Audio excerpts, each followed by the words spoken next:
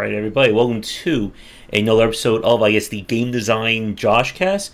I'm using a new template that my friend Ken has made and set things up. I'm going to get one specifically for the weekend shows as well, hopefully this coming week. But I figured this will be a nice way of showing things off. We are now, a little bit more, we won't be as stretched out anymore in this one. And hopefully the chat looks a lot better. I think I got things centered right. But I am, of course, Josh Bycer from Game Wisdom, and join me as my co-host for the show. Please welcome Joshua Reyes. Oh, thank you, Josh. It's great to be here again. Honored. A pleasure to look into this topic, and let's see what's going on, my friend. All right. So, for our topic this week, we're kind of continuing what we were talking about last week in terms of how things have changed. We focus more on the indie dev side. For this week, we're going to focus on what consumers want and kind of how much things have changed over the past 10 years. And it has really changed in terms of what somebody's willing to spend money on. And hello, Pony and Amanda in chat. Welcome. Thank you. And for anyone watching this live or recorded, if you have any comments about the new template, let me know in the comments as well. If there's anything that looks off or things like that.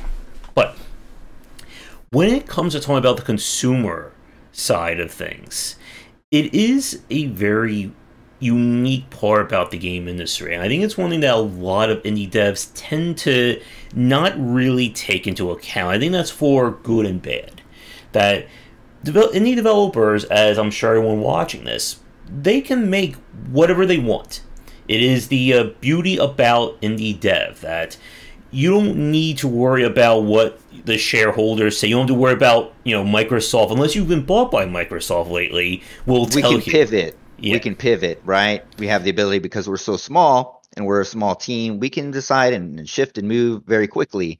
And if you do a development cycle that's quick, you can get through it and get it out within time. And then so the trends are not really affected so much. But anyway, continue, Josh. Yeah.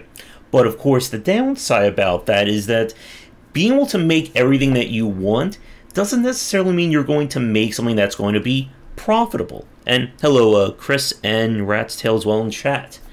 And welcome. This, I think, has always been the struggle for indie developers.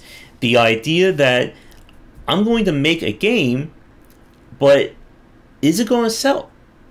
Is it going to even make... Oh, and hello, Leona as well. But, is it going to even be able to make enough back? And consumers have certainly shifted in terms of what they wanted. I mean, we can even go as far back as, the 80s and the 90s with how things have changed. Again, back in the 90s, for the young people watching, which seems like, 100 years ago, that we got maybe one game a month, maybe two. That was, the busy month.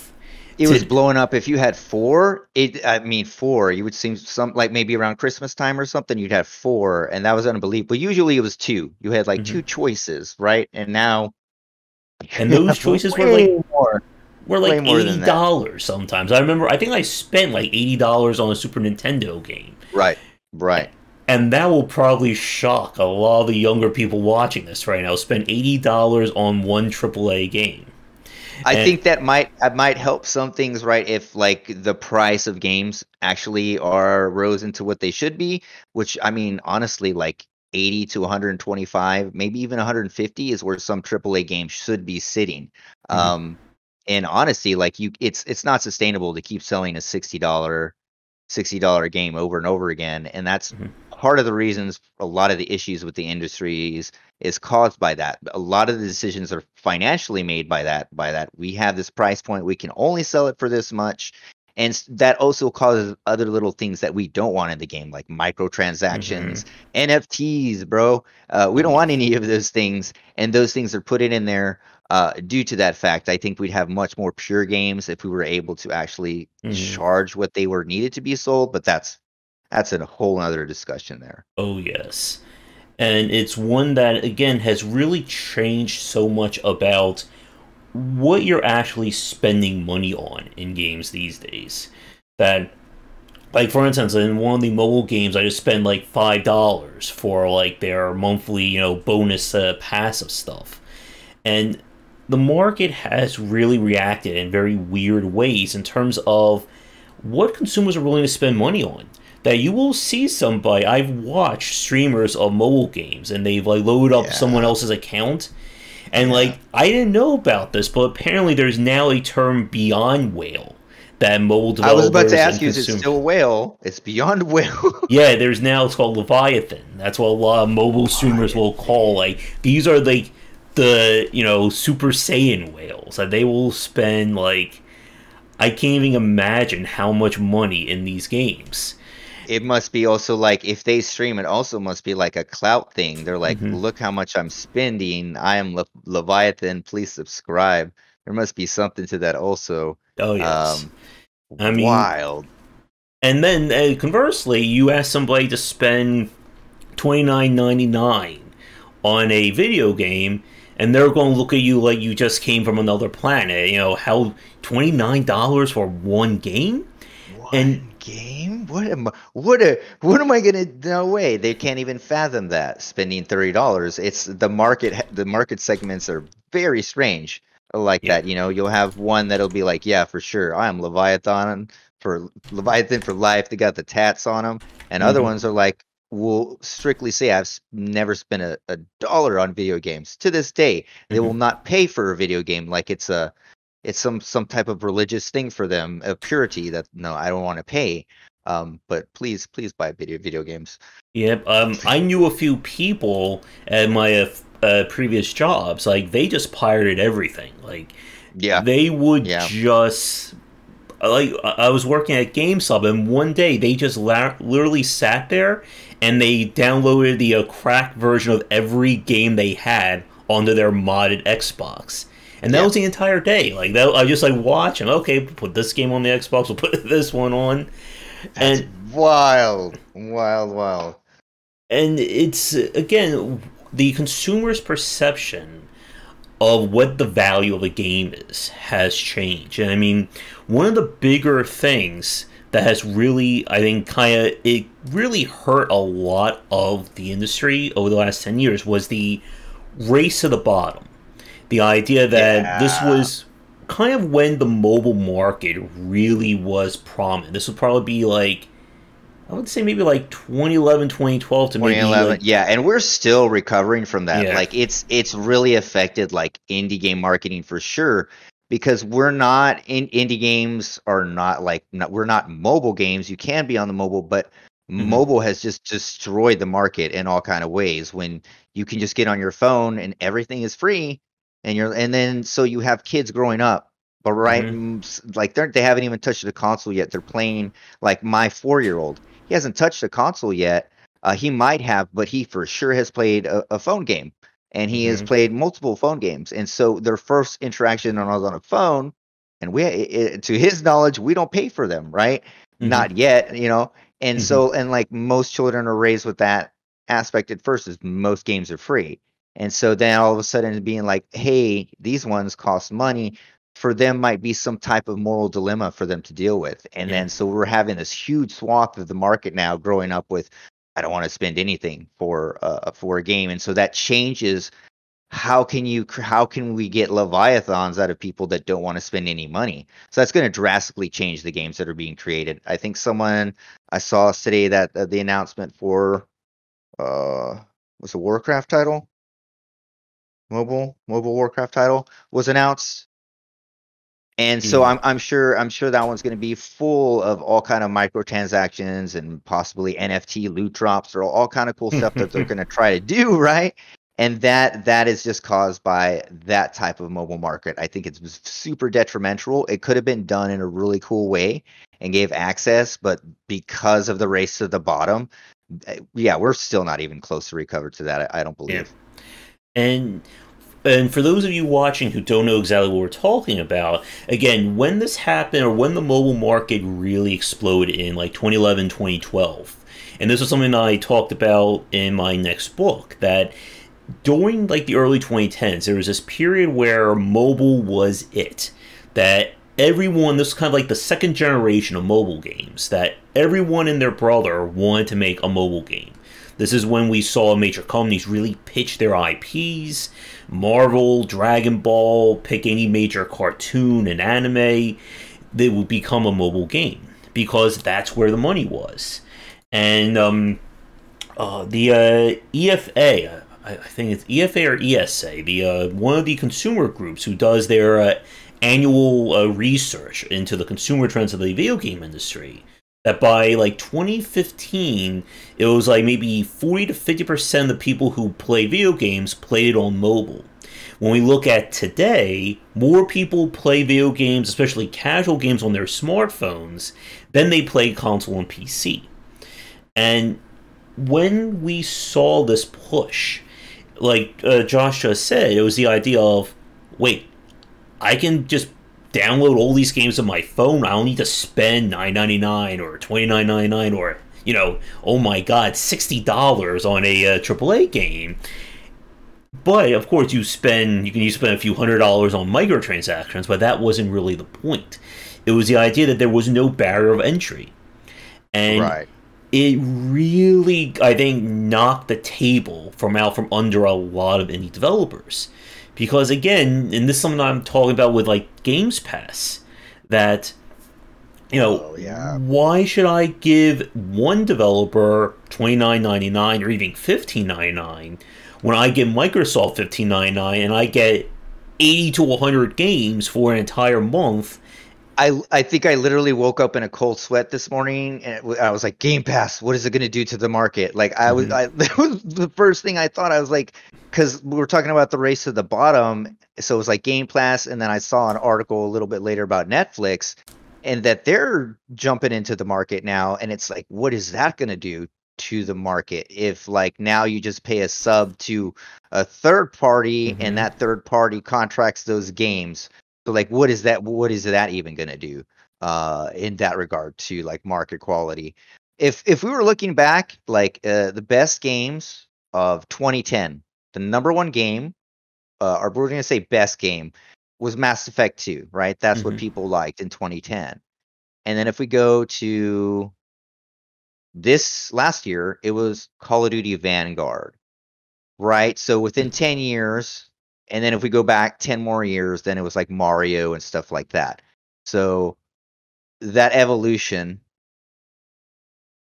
the 10-year evolution is where do you go from there? Like, where's the market going to be in 10 years from there? Is even like, there's no prediction. Yep. I mean, there's no real way of predicting where the market's going to be now in 10 years. Yeah.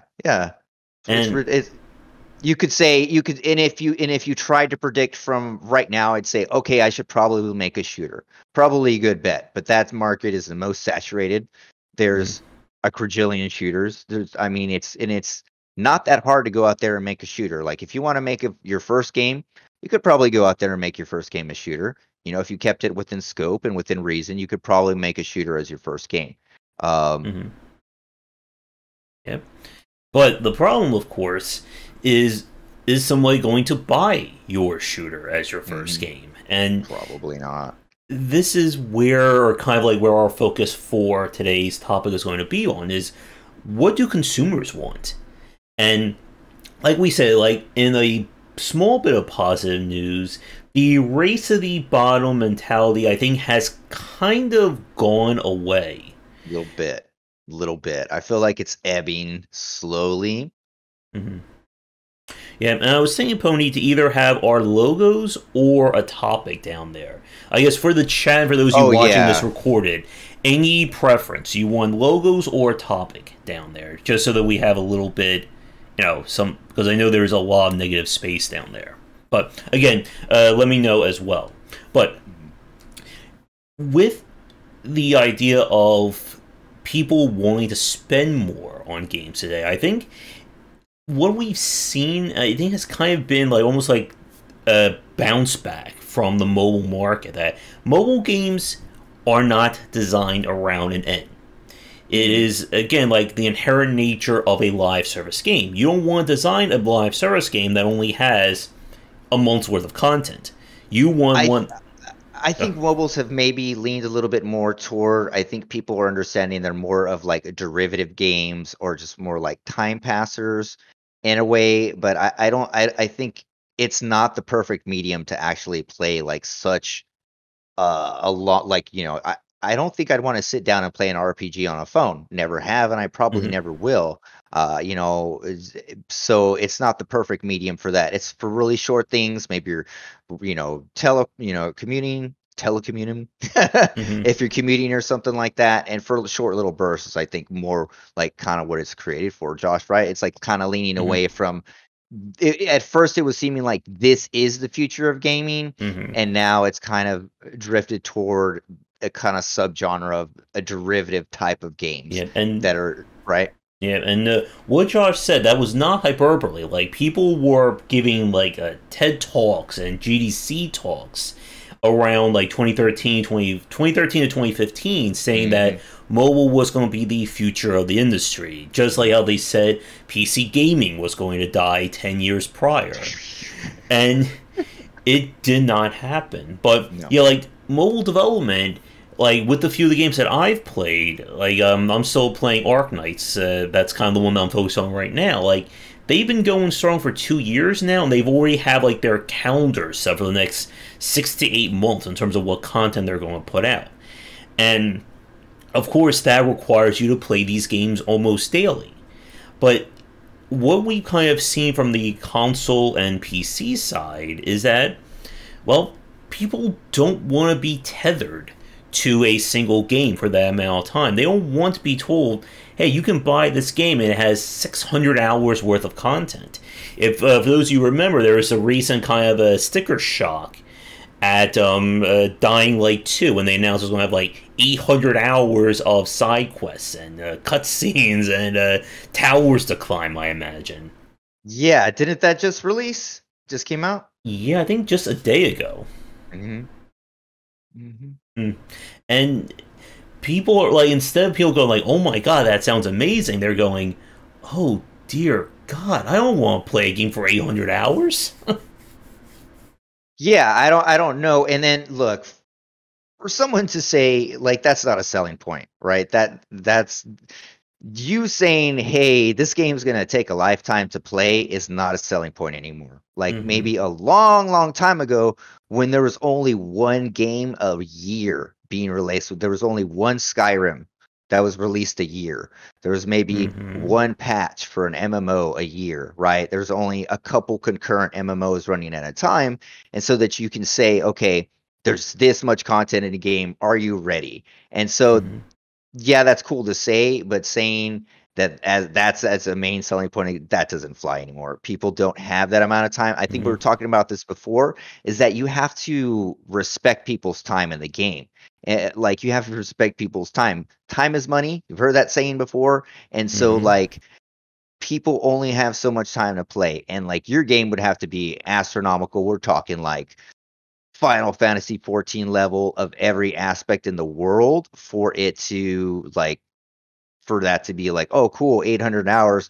And then if you were playing Final Fantasy 14, 800 hours isn't enough, right? Hmm. So, Yep, and it's interesting. At some point, I think I do need to have another discussion about kind of like the state of MMOs and like kind of how things have really changed over the last like 3 to 4 years on that one. right.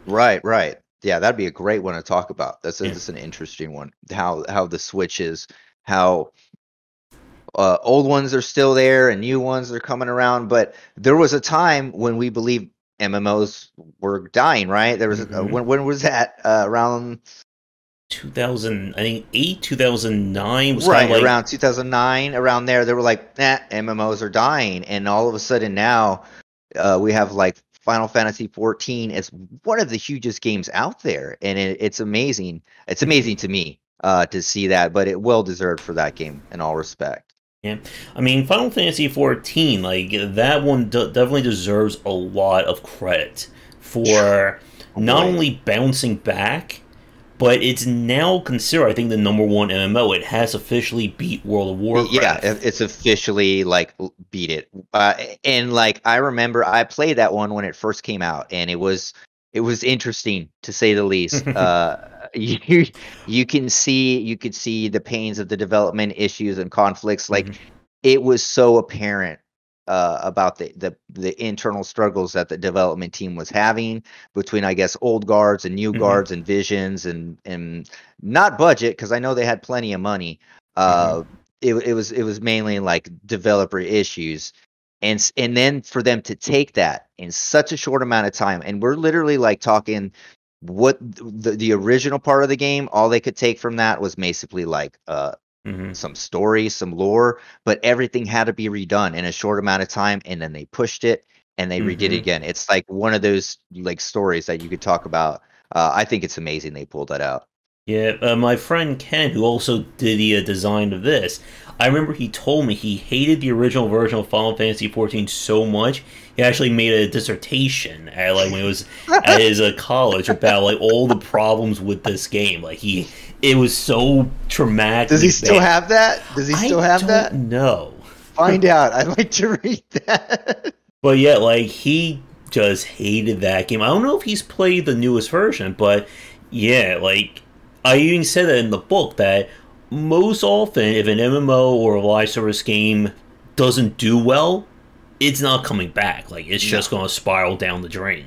that's it. And Yeah. I think that's like, That's one of the few drop, because I think now gamers will kind of like they, because it's kind of expected that a game is going to come out, it's probably going to be buggy. There's going to be a 1.0 patch, and then probably mhm, around like maybe 2.4, the game might be solid, and maybe you can check into it. So it's kind of expected. But with mhm, MMOs, it's like first day, first 1 2 days, and if people don't see something good in your MMO, that's it. It's the downward spiral, like you said, and there's no coming back. And you can come back and check on it, and they've done all the updates in the world. It's immaculate, a whole other mhm. game, but they're bankrupt and the MMO is about to die. You know what I Yeah. mean? So sad. Hard to do an MMO for sure. The very same Firefall. thing about the early access games. Mhm. That you can, if your game is not Dynamite, very first version of early access, people aren't going to be interested. And then they don't see, updates every month, every 2 months. This game is dead. Has a developer left? This game is dying. Mhm. And it is a very tough line. And again, it gets kind of back to what this topic is that today consumers expect more. They're willing to pay more, but at the same time, they want more. And I think that has caused a lot of shock to indie developers, mainly by the fact that if we talk about what indie meant 20 years ago, this was, shovelware games. This was, the $1.99 games you find in a Target kiosk or a Mhm. Walmart. I remember I was at a Kmart and they had just like this like bucket full of just like miscellaneous indie games for like 99 cents. And people they play them, but for the most part it was no, I'm going to save my money for a Call of Duty or for Halo or anything along Mhm. those lines. Yeah, and then even if they were like, even if the bin was right before Call of Duty, and if they were gonna buy Call of Duty, they're probably not even gonna look at the bin, right? They're just gonna go straight past it and say, "Hey, cool indie game," or might not even look, and that's it, and walk out Hmm. with Call of Duty. And like I was saying, like in 2021, Call of Duty Vanguard was number one. We're talking about gross sales. Hmm. Number two, Call of Duty Black Ops Cold War. Three, Madden, NFL. Four, Pokemon. So there's a little bit of hope because Pokemon Brilliant, Diamond, Shining Pearl. And then again, five. So the top five in Battlefield 2024. So out of the top five, four are shooters, right? Hmm. So you'd say right now the market, if I'm going to make a game, would be to make a shooter again. Not to harp on that point, but it's if the consumers speak with their wallet, right? And so their wallet would be telling me I should make a shooter game, right? Yeah. But the problem, of course, is that if you just try and compete with everybody else, Hmm. for one thing, as any developer, you are never going to be able to compete budget wise and just manpower wise with a AAA studio. Like, it's one of the reasons why a lot of indie devs know not to release their game like in September or October, because that's usually when the AAA developers are releasing, the games they're planning for the holiday rush. And it is a tough line to walk because for a lot of indie developers, maybe just AAA, they're not directly competing with each other. But if you are trying to make a game in the same style, or again, like we saw this with Among Us, the second Among Us blew up, a few dozen indie developers immediately thought, I'm going to make my social deduction game. Yeah. And how many of those games actually worked? I can't even think of any other ones. If you think of them, I can't even not even like the second best good attempt. None of them. Yep. Other than that. And that's the trouble of predicting the video game market. Is that on one hand, we say that if a consumer likes A, let's make a game like A. But when there's so many games like that, we've seen games that have come out that are just, they're not A, they're Apple. They're just a completely different universe than anything else, and they blow up. You have Disco Elysium, you have Celeste. And when we see these games blow up, then, the cycle, continues. And then we're going to see people try and copy Disco Elysium and copy Celeste. And it is very hard to kind of gauge what consumers want. We know they want quality, but what kind of experience do they want that quality to be attached to? I think most of the time, what consumers want is they want something they didn't know they want, right? And that's the secret sauce, right? Like most of the time when someone's really hyped about something and they're just talking about the game and they're really pumped about it, they're like, I didn't even know I needed this game in my life. And those are the ones that can really stick out. Like, I didn't know I needed to play Mario, but I got to play Mario now. You know what I mean? Like, I think you gotta find something in that realm to help that. And it's, again, kind of getting back to the strength of indie development, is that you can experiment. Again, like Chris mentioned Stardew Valley at the start here. That Stardew Valley, nobody was calling for a Harvest Moon style game. The developer wanted to make that, and he spent I think it was 3 to 5 years working on it.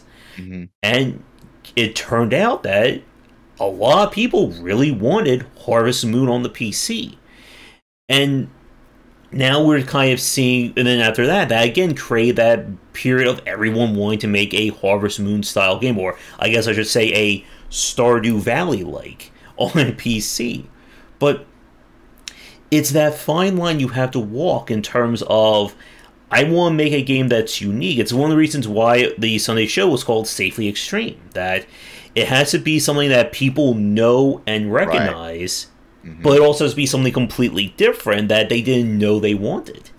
And I explain it as I've heard it said before, if you're trying to sell and market your indie game, you imagine that who you're selling the indie game to is going to buy a cup of coffee. Like they're walking and they're walking to Starbucks, and they see the Starbucks right across the street, and it's like you pulling up in a van before Starbucks with your whatever, it'd be like Josh's Coffee, rock on, and you're trying to sell them your coffee, right? They're more interested in Call of Duty, right? And so you have to differentiate how you're going to make your coffee. Well, I mean, it'll be the same coffee. Again, you're making a shooter game, so the ingredients and all the basics are the same. But how am I going to change up my coffee and make it more interesting? Is the cup it's in going to be cooler? Is it going to be more comfortable for them to hold? Are they going to get 2 refills? Like, you have to figure out how to differentiate yourself and also meet all the consumers' needs at the same time. Yep. And let me scroll up so I don't mess up their name too badly here. To our day's comment about I was wishing that people would try indie games. Mhm. it is, again, that very weird thing, because this is another thing about how the market has shifted, the rise of YouTuber and streamer culture. Mhm. And this is Mhm. something that I just wrote about when it comes to this idea of mainstreaming indie games. That Mhm. 15 years ago, there weren't Markipliers, there weren't PewDiePies and Northern Lions, and hopefully Josh here, or both Joshes, who play games and talk about them. So you can have people who will evangelize games on YouTube or on stream.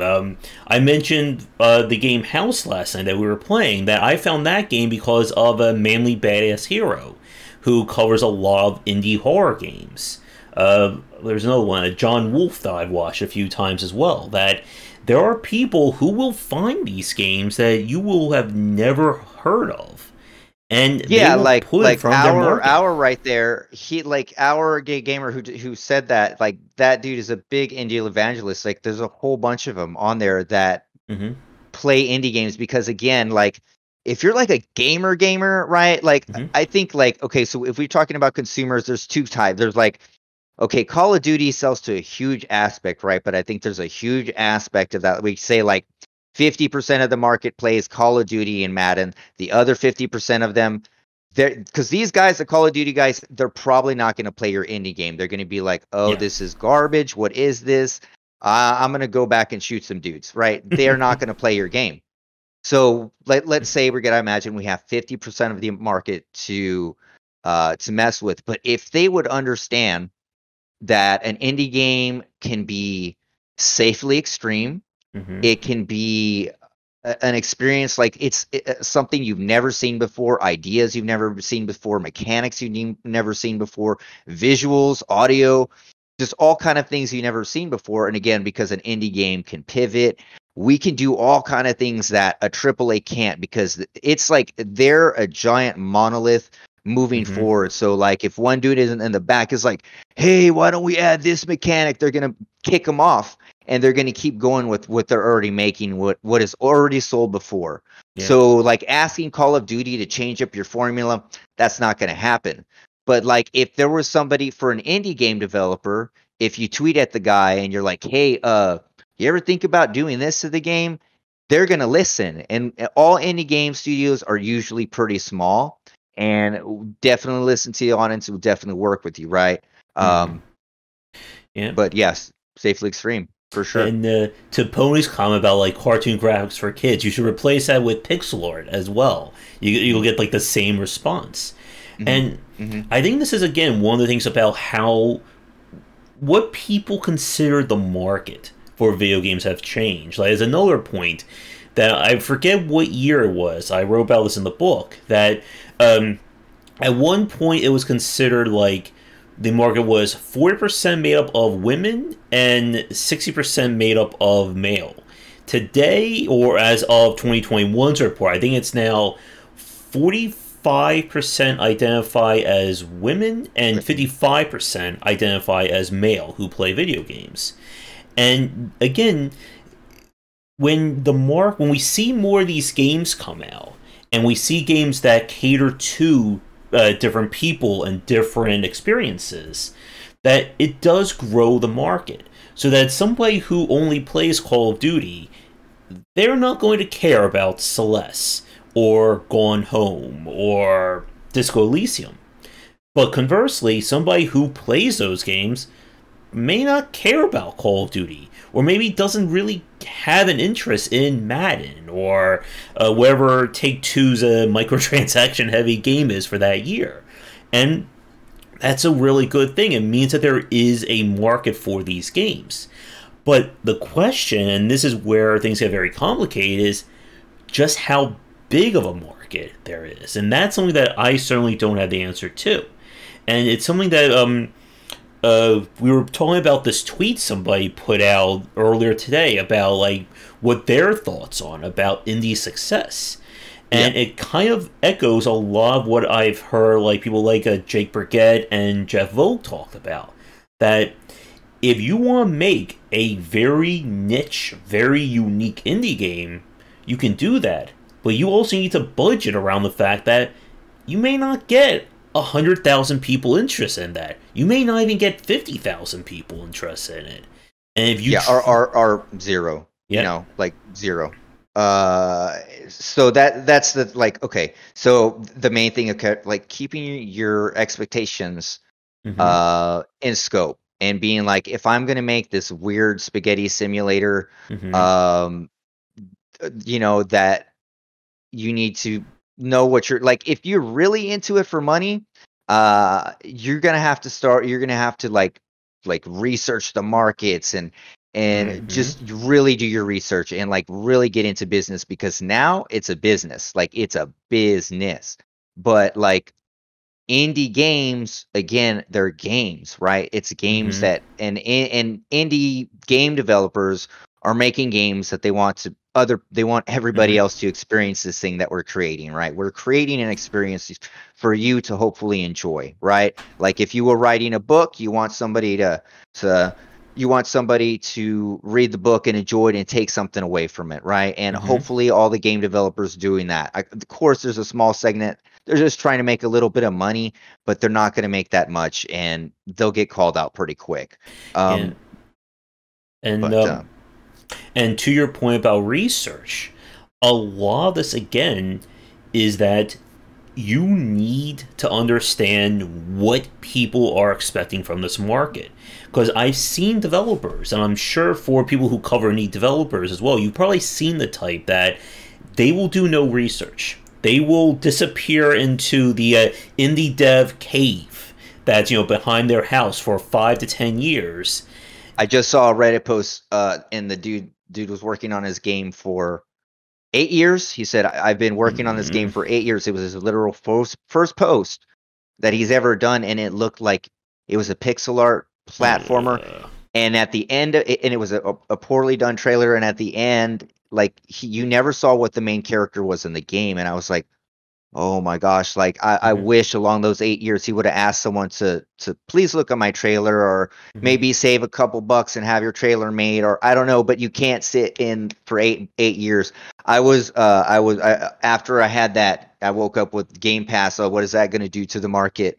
After that, my second thought was about game development cycles. So that might be another topic that we can talk about, because we can't have games taking that long to make. And I think that if games are made quicker and we offer more indie bite-sized experiences, which is, it's a big thing that indies can offer, right? Is we can offer very unique, very cool, very different, very experiential feelings. Again, like I was saying, spaghetti simulator. I might work on it. We'll see. But I think there's already one out there, and is that we can make really interesting games that gamers can enjoy and digest and talk about. And that's something that, compared to 800-hour Dying Light, which is like, you could play that, okay, you're gonna murk zombies for 800 hours and level up and play trophies, or you could play an interesting RTS from an indie developer, an interesting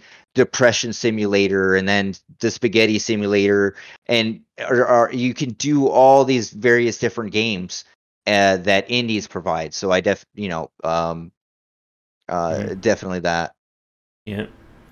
And that kind of being able to figure out what your focus is going to be on, like, as like to your example about the 8-year developer, like, there are a few developers I've interviewed that I didn't put their casts up because it just didn't seem like people were going to get anything out of it. And I hate to sound that mean, but it's that case of, if you do not do any research, if you don't understand kind of the practice, or again, I use the term foundational elements of game development, your game is just never going to get off the ground. And again, like, that's not even like design 105. That's like design 100. That's design 2.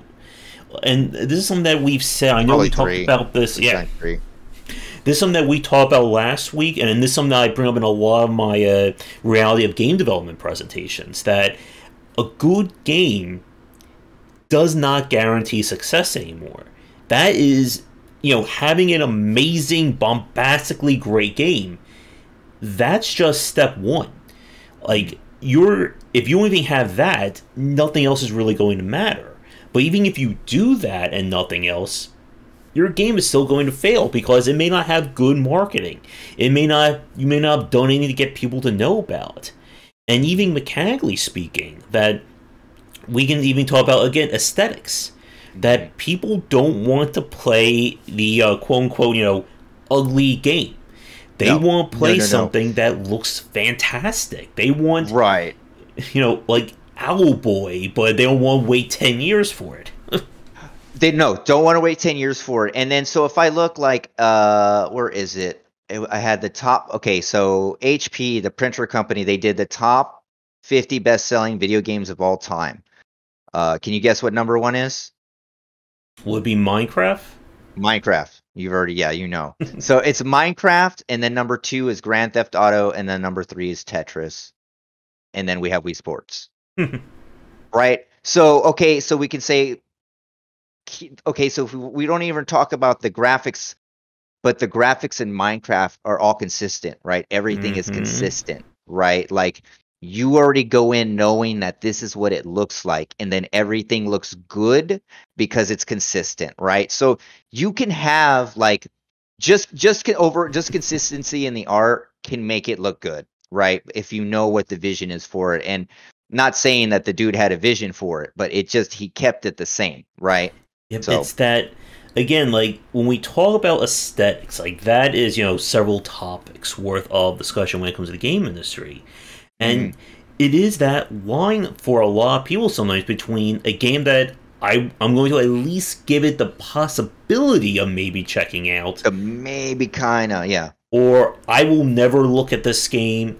And like for like myself, I'm on, again, a lot of press key sites, a lot of places where developers, allow you to talk to or put their games up there.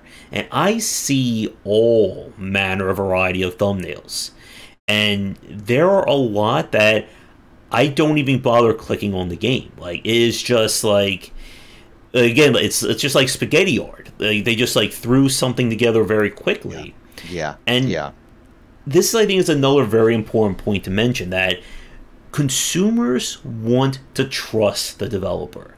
They want to know that if I give you $5.99, $19.99, $29.99, whatever, I am getting a well-made product.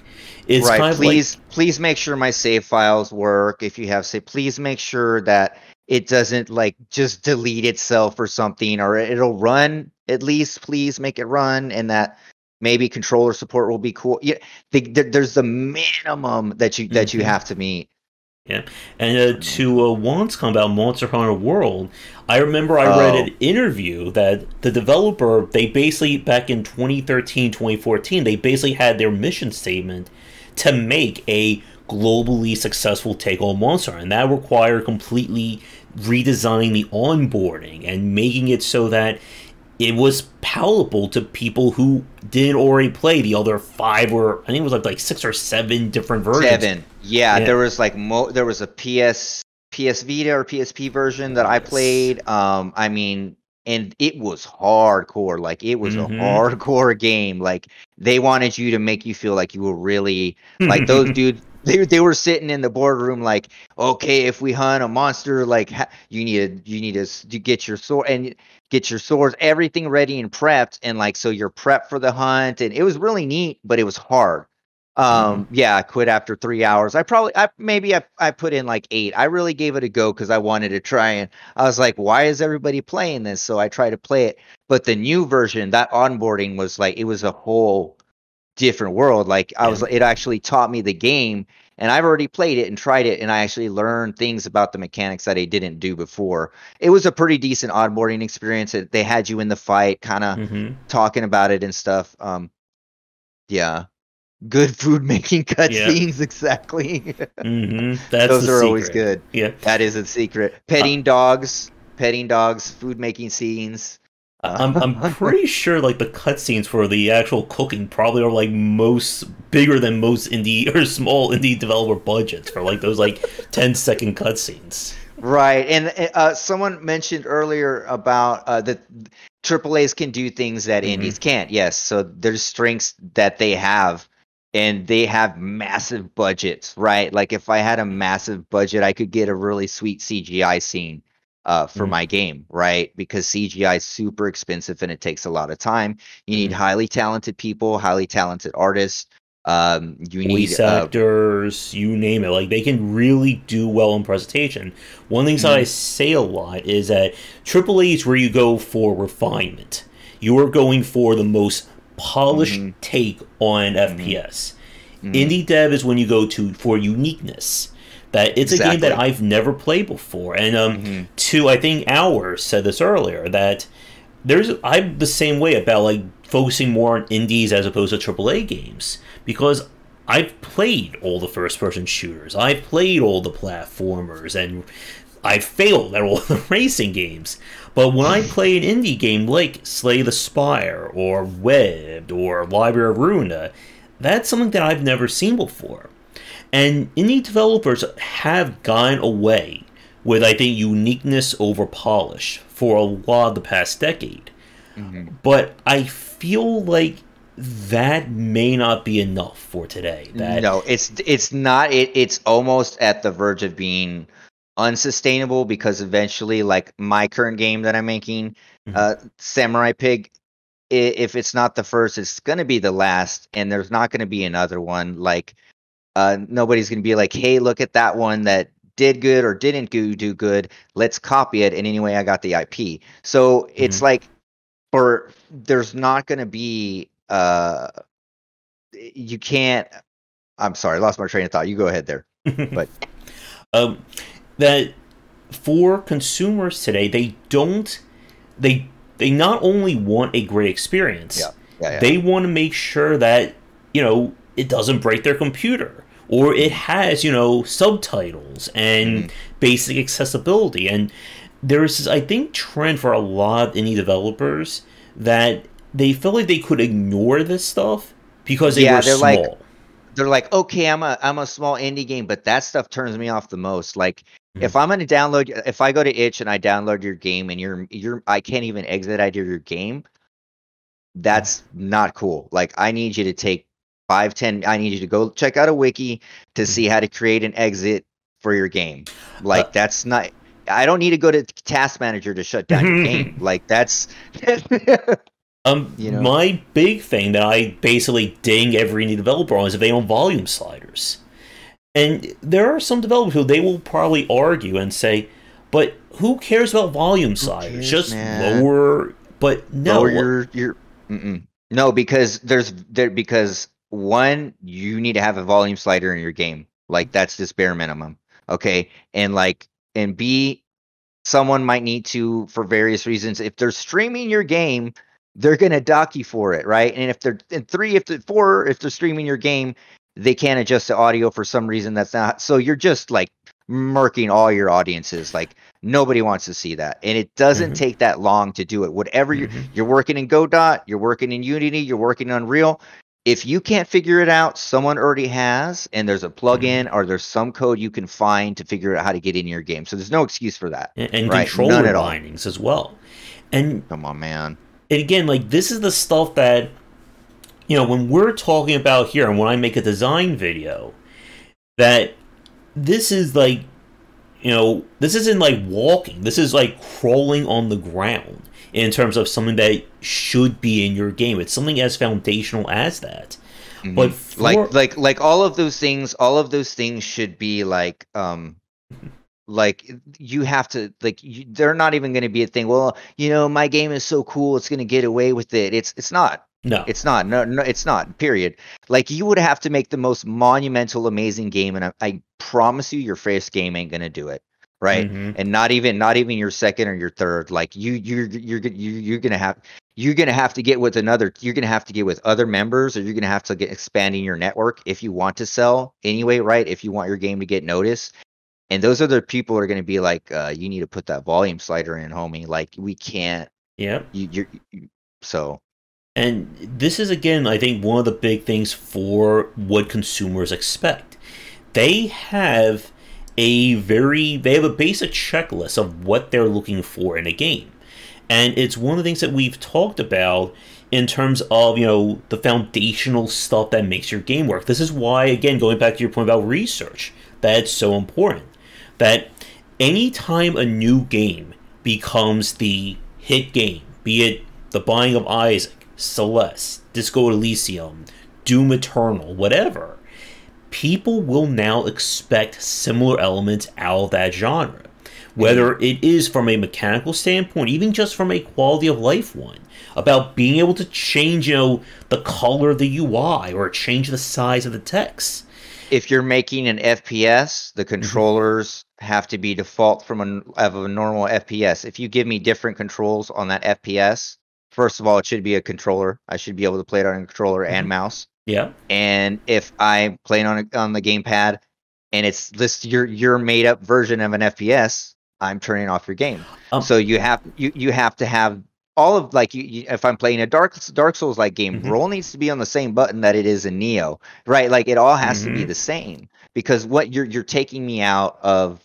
First of all, that's telling me you didn't consider your game at all. Like, if first thing I'm running up and you didn't do that, that's telling me a whole lot of bad. And it's just like the volume slider. If you didn't consider the volume slider, that's telling me that you didn't consider a whole lot of other things, right? It meant you didn't do research. And you didn't do any research, right? And it's not to say, it's just, okay, try again. Next time, I suppose, just keep trying and put that volume slider in and get those gamepad settings right and work on some other things. Yeah, and I played a platformer that I think, like, the jump button was like L button. Like, they use a back and start as buttons you had to press during the gameplay. Wow. And again, like, this is why, and like going back to controller bindings, that even if you put controller bindings on, you still need to come up with a functional control scheme for your game.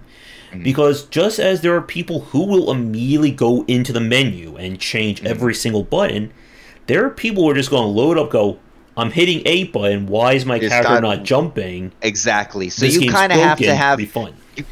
You kind of have to go with, like, the natural, like, like in your genre. So to make it simple, because you've done your market research, and so people who play your genre will know that if I press X in this game, it should do the same thing in this game, right? So, like, and if you have a unique mechanic where you got to press forward and R1 or something like that, you need to explain it, right? But the basic functionality of moving, rolling, jumping, shooting, firing, that should already be, that stuff is set in stone by now, right? Like, we can't change it back. I think I remember, I don't know when it was, when there was on the PlayStation and maybe the Xbox, that they had the A or the circle and the X backwards. They had cancel and confirm backwards between the Japanese for a little bit, and then they finally standardized that. That drove me nuts in the PS2 era.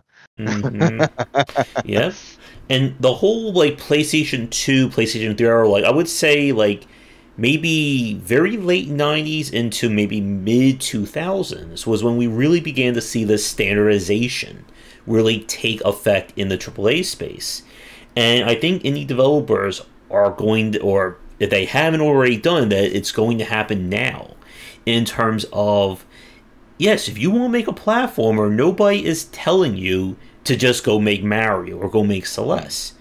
But you still need to understand, how did Mario use their UI? How did Celeste do theirs? Because, again, this is basic knowledge. This is not something that takes hundreds of hours of play testing and drawing up specs to figure this out.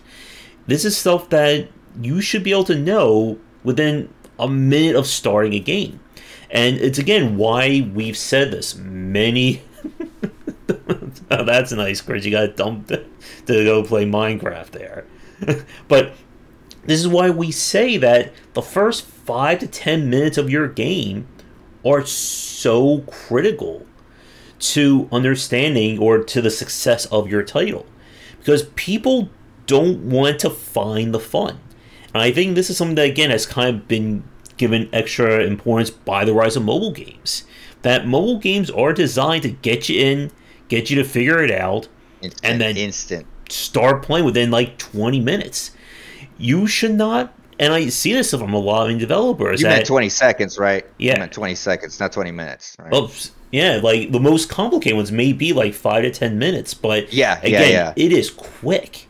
I should not be spending 30 minutes to an hour, and I'm still trying to figure out how your game works. Right. I think if you'd want to go and study onboarding, well, sometimes they're really like constrained by the UI. When I made mobile games, the UI was a nightmare to work with because you have so many different phones, and considering what kind of text you're going to put in there made it really hard. And then also the Mac market was too saturated, so I said, "Hey, I'll just move to PC and console. That'll be better."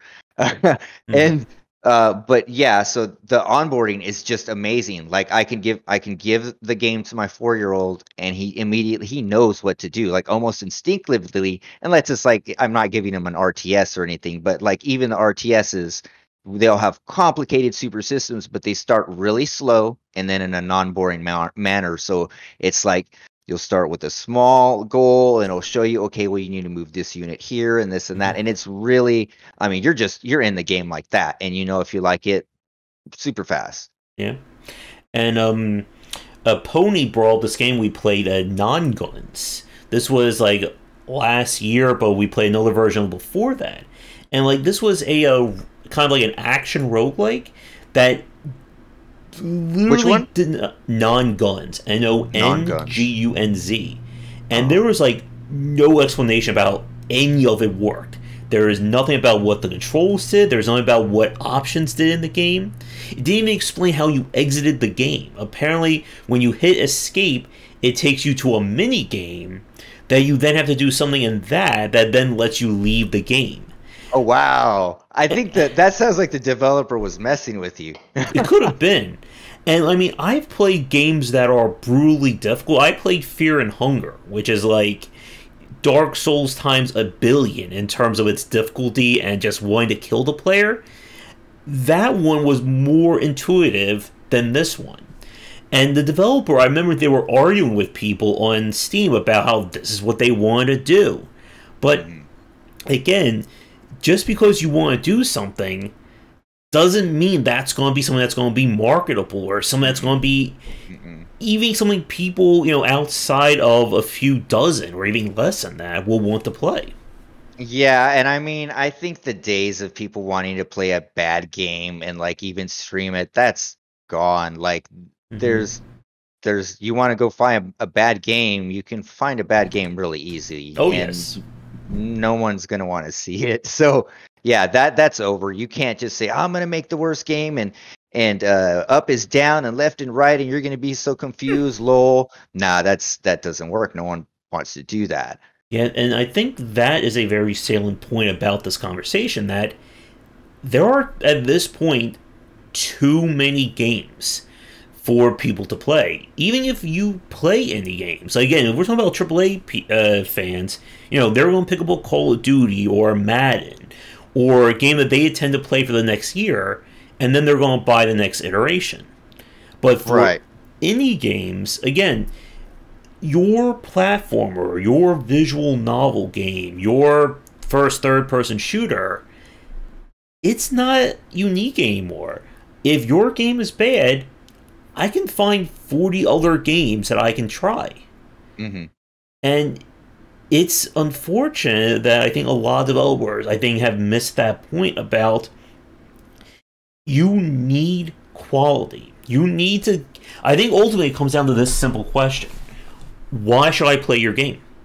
And it sounds very simple, but it's tough literally one. The hardest question. It's like the hardest question. It's like, why should I play your game? And then what do you say? Like, so that's the hardest reason. That's one of the hardest things, but that's the true answer is giving people a reason to play your game, And unfortunately for a lot of developers, they don't have that answer. And Pony brought up Until the End. I blocked that game out, but thank you for reminding me about how difficult that one was in terms of explaining how things work. And yeah, Chris's point about stats and attributes. Yeah. Yeah. I played a tactical strategy game, and again, like this is how you have to understand about reading the market.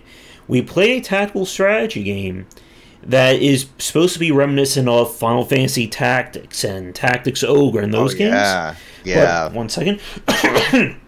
But here's the thing: they put it on the PC and it has no gamepad functionality.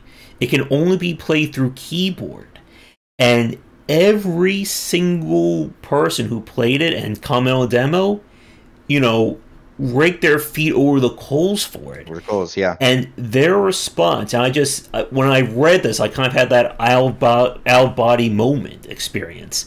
They said, well, when we played this, we didn't think it was that big of a deal. And I just like sat there going, you played a tactical strategy game reminiscent of console games and didn't think gamepad functionality was going to be important. Oh And wow. like that again is why as a developer you have to do this research. You need your game, and this sounds very shocking, but your game at 1.0 should be the best possible version of it. Right. 1.0 doesn't mean let's do 6 more months of playtesting and patches. No, your 1.0 should be if for some I think your 1.0 should be done.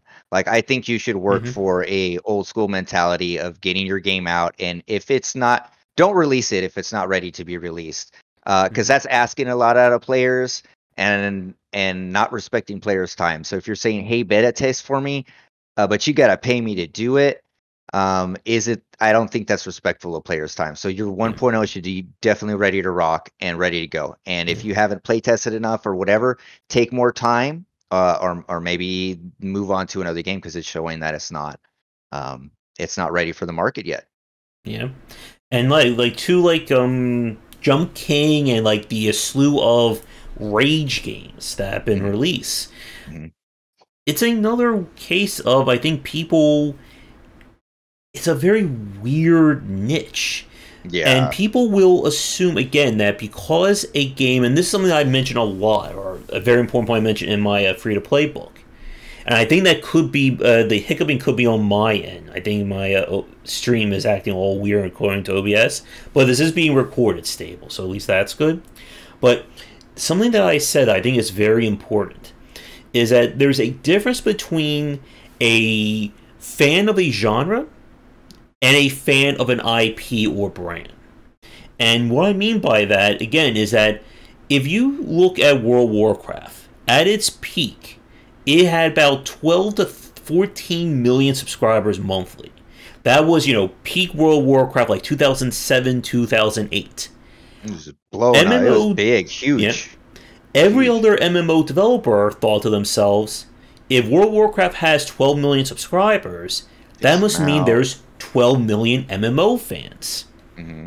No, there wasn't. There was 12 million World of Warcraft Warcraft fans. players, yeah. Yeah, World of Warcraft players. And like even now after the king has been dethroned in its 14's era, Hmm. um the Warcraft, most of them don't even want to Minecraft, a lot of them don't want to migrate over because they were just playing that game.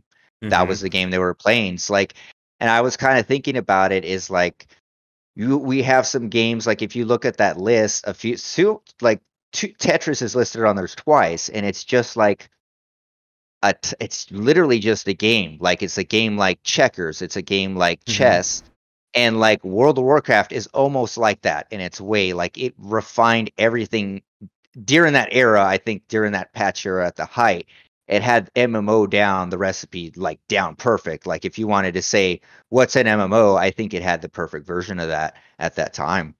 Hmm. Yeah, it's hard to. And when you're trying to compete in that space, you are competing against a major IP. And again, like as we said before, one of the advantages of any development is how agile they are.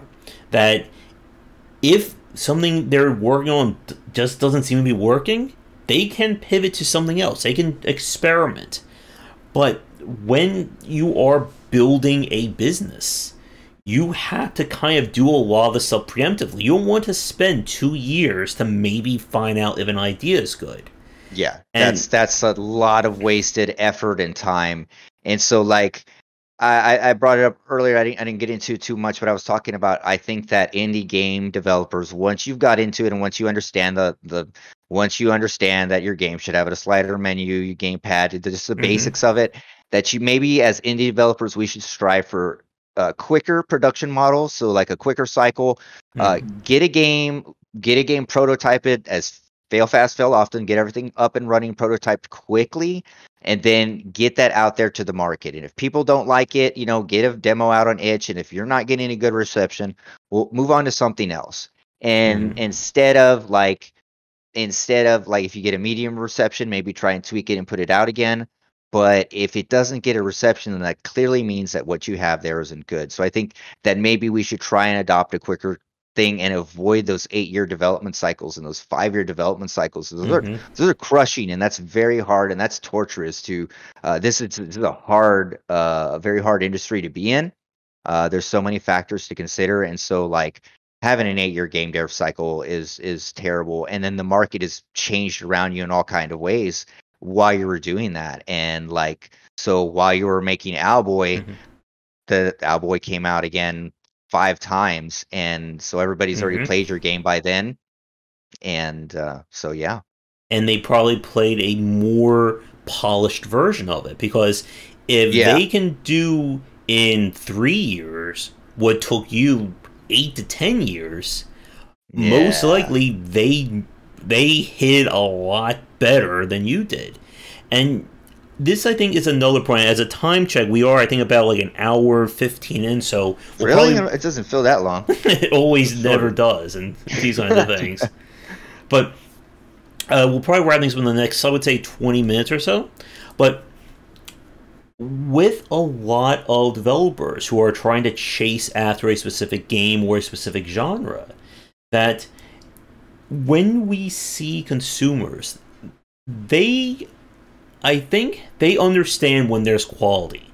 And what I mean by that is something that I've said a lot about some of the games that I've played is that I can sometimes tell when a game is going to be a winner, because it has the like what people say about in Hollywood, like when I played Slay the Spire, Monster Train, again Celeste, or even stuff like Disco Elysium, that when a game kind of like hits all those points in terms of aesthetics, design, marketing, it's very it's easy to assume, I think, as another developer, that they just pulled the slot machine one time, it came up all sevens, they're now super rich and successful and everything is great. But it takes so much to get that game to that point, when someone like PewDiePie will stream it, or it gets picked up by major sites like Kotaku or IGN, and consumers and journalists alike, when they see a game that does well, they understand, I think, subconsciously, that it is a great game. That something like Celeste is a fantastic game that we need more people to play. But they're not going to say that about your game if it's a very it's horrible pixel art, or again the jump button doesn't work, or you literally can't escape, or there's no way to quit out of the game. Mm-hmm. Yeah, like we were saying, you just have fatigue debuff. Well, I think we'll have another one.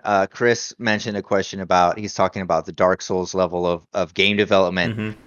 I'd love to have a talk about that. Hmm. Definitely have a lot of good tips on that. But Hmm. yeah, you just have for game dev now, for indie game dev now, you need to have a minimum quality level, right? And everybody can see that. And the end of the story is, if they see you didn't meet the minimum bar of the Hmm. quality level, that even your wildest game, like even, oh Hmm. man, there was one where I had to it was that toe game, and it was basically just a room with a foot that came down. I don't know if you remember. It was a terrible it just the worst. It was maybe 10 years ago, where you could make games like that, nothing was explained or whatever, but it was streamed and it did well. but that time's over. Now it definitely didn't have a volume slider, but now you have to. You have to do those basic things. You have to consider all aspects of it. And even if your game is the strangest and wildest thing, look for other strange, wild things in that type of genre and just maybe see what they did. But regardless, you have to have all those basic quality of life things in your game now, period. Because those are just parts of video games. It's not part of your game. It's part of a video game. Yep. Right? UX design is such a vitally important, and I think it's easily missable aspect of good game design. And it's something that I say a lot, that when you do UX right, nobody will say one word about it. You do it wrong, and your entire forum is going to be lit up with people complaining about it. And like, I've played a few games. I played a game from a developer who submitted on Wednesday, and like, I mentioned a very simple point, and they're like, oh my god, like, I didn't even consider that. And that's not a slam against them, but it's just how these little things about how basic aspects of game dev become standardized, that if you don't understand it, you are going to completely forget about it, and it's going to come back to bite you in some way. Because I think, as we've said before, people want to be 100% assured that their game is great. And how they do that is by going down the list. They're going to look at the thumbnail. They're going to look at the store page. They're going to look at the videos. Then they're going to actually maybe try the game out.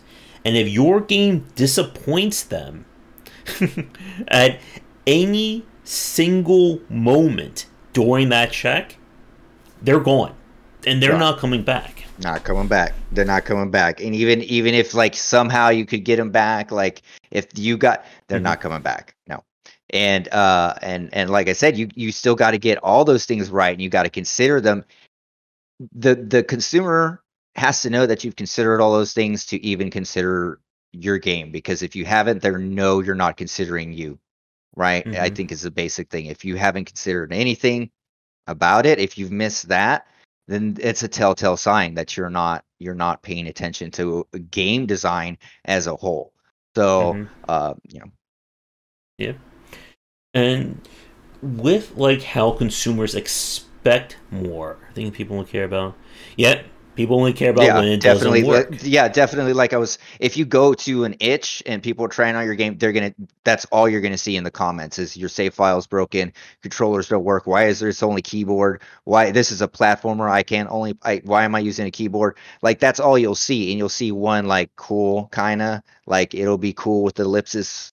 But if you got bad things, they stand out, and so one of the main things to ensure some type of success for your game is to make sure those things are in check first, right?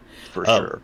I played an indie game like 2 weeks ago where the main character has this like annoying like sound bite that I can't even produce with my mouth, in terms of like it's just like this like noise that just like cuts into your ears when you hear it, and they do that every conversation. And like everyone was here was like, Josh, for the love of God, please stop. Turn the audio off. Turn the audio off. I played one game that I just literally took my headset off, and I was just playing because there was no volume slider. There was no way to turn it off. So I was just like playing. So the whole stream suffered while I was just like sitting there with my headphones off. One of the sad things about game development is like, you make game developer friends, and you make friends with them for a while, and you actually play some of the stuff that they've been building or working on, and that can be like a life-changing moment in your friendship. But yes.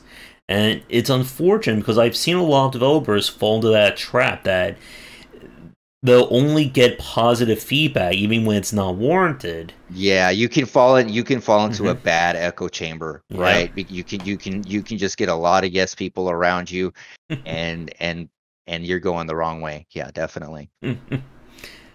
I think that will kill my voice if I try to do that sound. Try it. You try it once. Yeah. And this is, I think, another very important point, that while you should listen to other developers, you really need to get playtesting. You need to look at what consumers expect. And Yeah. if somebody's Game developers are probably the worst playtesters because we understand like playtesting someone else's game, right? Like or an indie developed game because probably we don't have time to playtest your indie game anyway, and Mhm. it's probably not at a playtestable state. And then again, we're going to give you a lot of like yeses and stuff like that. So you definitely got to meet the right people. But the main thing is to get your game into gamers' hands, like Yeah. people that you want to play your game, because game developers or game developers we're a little different than gamers in that respect, you know. So Yeah. you got to get your game into people who actually are going to play your game. And if you can't find out how to get your game QA'd in some type of way, and if that means you got to save up a couple bucks to try and pay people to play your game to test it, at least that'll help. I think the stream Yeah, I think it may be doing its own. It's cutting in and out. Why? yeah. Yeah, I'm not sure why, and I hope get that fixed at some point. Maybe try mess with some OBS settings. Maybe something is being Maybe it's screwed. streaming too high or too low or something. Yeah, yeah, I'm not Okay, I think sure. it's back. Yeah, it's back now. Is it Yeah. back? Well, yeah, maybe I need to. If anyone does internet troubleshooting, please get in touch because I could use some help on this one. Yeah, I think it's stable-ish right now, but we'll see. But yeah, I think it's looking good. But Okay. and then it starts to crap out as soon as I start talking. But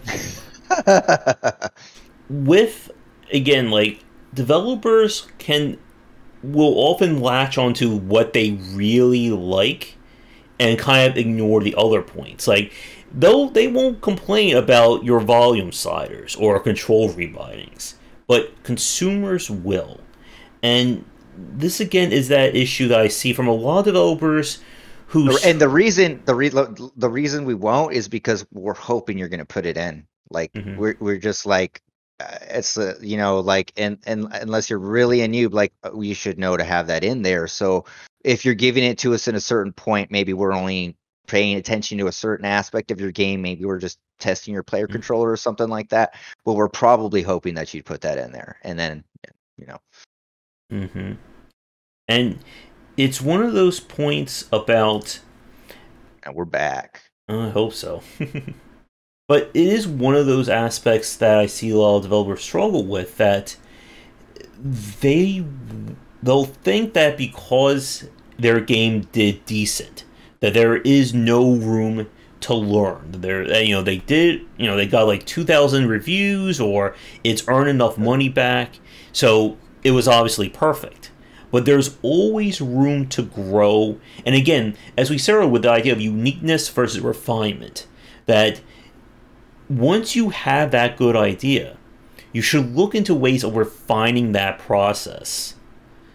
Uh, and get, if you can't grow as a developer, you're never really going to be able to succeed in this industry. Unless, again, Yeah. you really, really temper your expectations. Like, develop the game around maybe only 100 people buying it, kind of thing. Right, right. If you wanna be a cave developer, understand Mm-hmm. you're gonna get cave developer earnings, right? That's Mm-hmm. probably unsustainable. If you want to actually be successful, then you got to be planning like 3 years in ahead. Like I actually we you got to be planning. I'm planning for the next games that I'm gonna do already. Like code that I'm Mm-hmm. working on is already gonna be followed up for next games. Like you have to plan forward because you're not just making one game and I'm out. Mm-hmm. You got to keep making the games, right? That's the plan. We're doing it because we love to make games, so we want to keep making them. And Mm-hmm. so I have to learn. You have to learn from every game you made. Chris made a good point about if you're showing your game to someone and everyone gives you different feedback, it's a good sign. Mm-hmm. But if everyone gives you about the same problem, then it's probably something you need to investigate. For example, we were Yep. talking about the itch thing, that everybody says something bad about it. Then that's something you should address. And Mm-hmm. so we were also talking about combat controller design when I was working on combat controllers. If I get different things and someone's like, "Yeah, I like how fluid he feels," or "Man, that parry feels really nice," or "Yeah, this attack," and I'm getting to that. But if I get, "Hey, the jump over this doesn't work, and I get that from 4 or 5 people, Mm-hmm. like when I'm trying to jump over this part, it's wrong or it doesn't feel right, then you need to go get on that. Yep. So that's definitely a thing. And that was Yeah. something that I saw with John Brieger about, who does a lot of like play testing. He does like consulting as well. That it's oftentimes like trying to solve a mystery in terms of what your feedback is. You have to parse it, and yet, like you said, like what Chris said, that if people are telling you different things and liking different aspects, that's great. But if 50 people all say I can't play your game, or this section is incredibly frustrating, or these buttons feel wrong, you need to, raise that little mental flag. Because the people who tell you this is not the same as the people who are having that problem. There's probably dozens, if not hundreds more. And the silent majority can easily sink a game or make it succeed, and you may never know what you did right or wrong. Right. And so like if you don't have some type of QA or some type of feedback going, and you're only expecting from what people are hearing instead of reaching out for feedback, then that's like half of the feedback that you're getting, right? And then unless you have some way in the game to actually track what the players are doing, which I'm pretty sure players, game developers at that level don't have any type of like crash reporting or stuff built into their game, so they're not tracking any of those metrics either, right? Mm-hmm. But so yeah, that's important. Joshception, the Joshception. Hey, foreign. Yep. And as a bit of a time, I think we'll wrap things for the next few minutes, and just also because of the streaming issues. Yeah, the But we're streaming also, issues. Yeah. I think we've said a lot. I'm trying to think if there's any like major points we haven't discussed. Anything from you? Um, other than that, other than I found that, you know, I found it a little disappointing that Call of Duty, that is still being the number one sold game, like 1 and 2. So 1, 2, and 3, 2 shooting games and 1 sports games. So that's kind of, and I could not find, if you could find them, I'd try to find like the best selling indie games, and I'd want to know.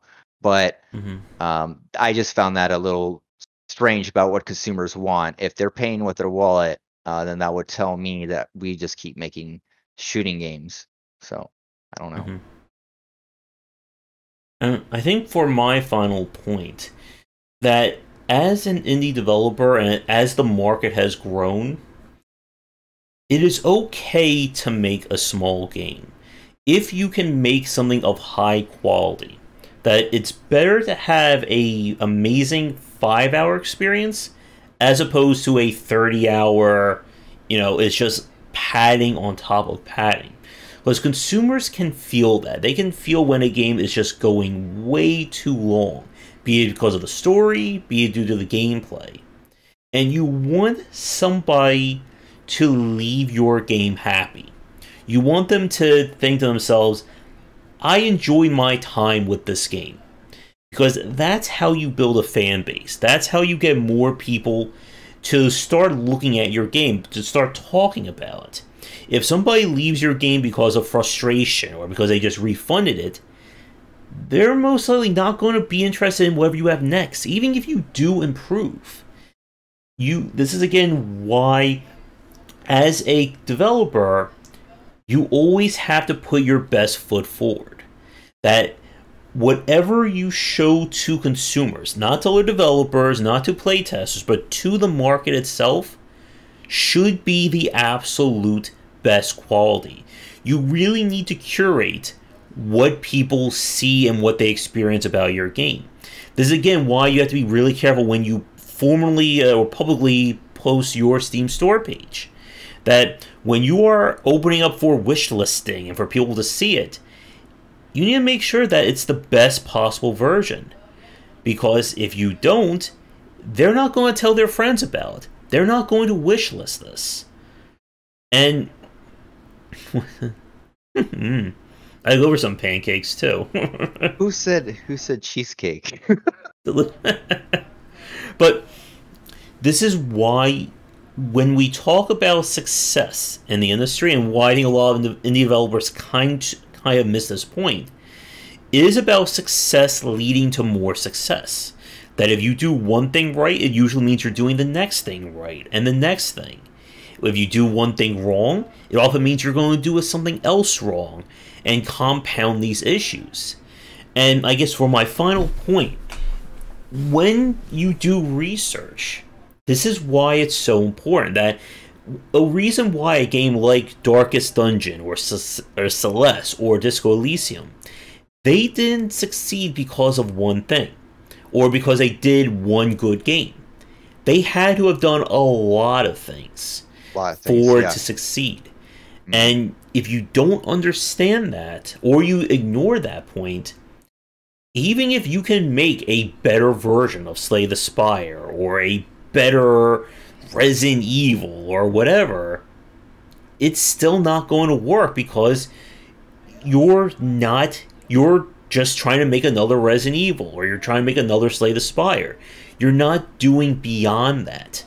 And that's what I think the market wants.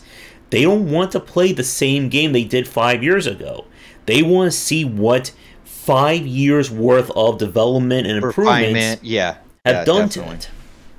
Definitely. And I think if I could say one thing, so I'll end my point as the game developer here. If you are an indie dev out there, for one, I'd recommend that when we were talking about the quality of games, there are several things in your games that have to be there, period, right? There's like, for your game to be considered, you have to have your like, when I'm making a prototype, literally every time I make a prototype, the first thing I do is I build my menu. I literally build my menu first, so I make sure my menu and all those things work, and you can exit your game and you can move back and forth. Then I start building my prototype. So I make sure it's accessible and it works. Literally, my key bindings and all that stuff is in the game before I even have a game building. So let me restart. So if you are making a game, make sure that your quality, that you understand the minimum quality that should be in your game.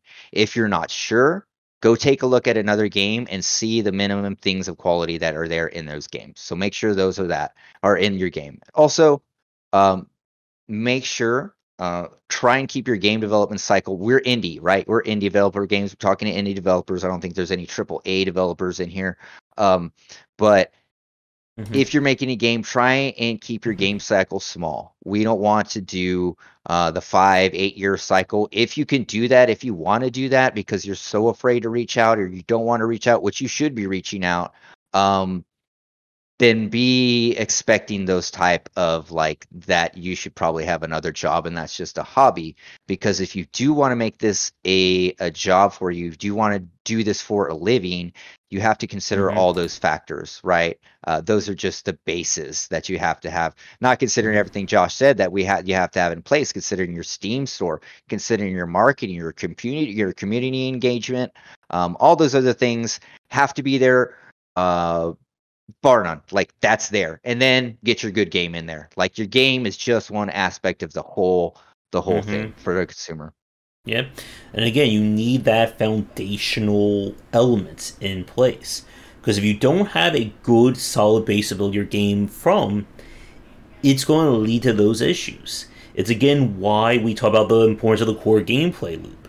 That if you can't figure this out within, the first month of starting your game, then that means you're wasting time. And if you're wasting time, it means you're wasting money. And as we've said, like, you can't get time back.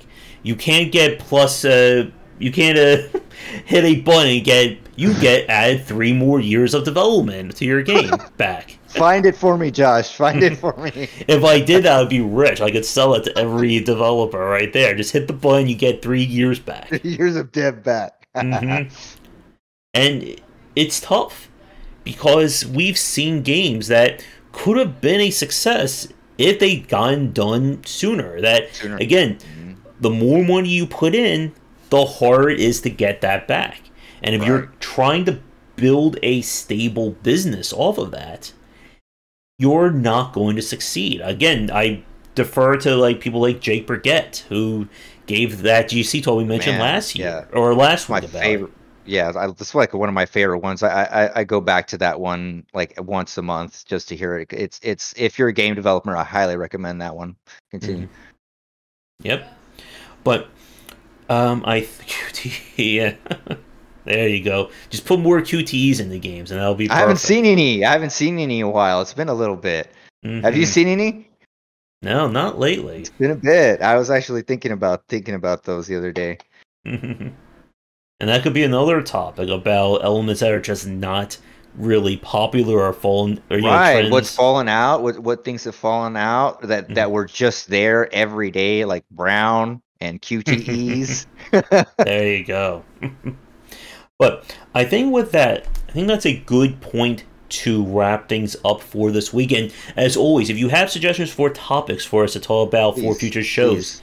comments and all that, if you want check out our Discord or check out the Game Wisdom Discord, it is available. There's links to it down below. Do all that liking and subscribing people tell you about. And we'll be back, I would say, next Saturday. We'll shoot for I would say 4:35 p.m. starting time. We'll see how things go. Let us know what you think in terms of the format and the template and all that. And if people want to follow you, Josh, what are the best ways? The best way is just my Twitter, so you can find me at casual_scrub, and that's the best place to find me.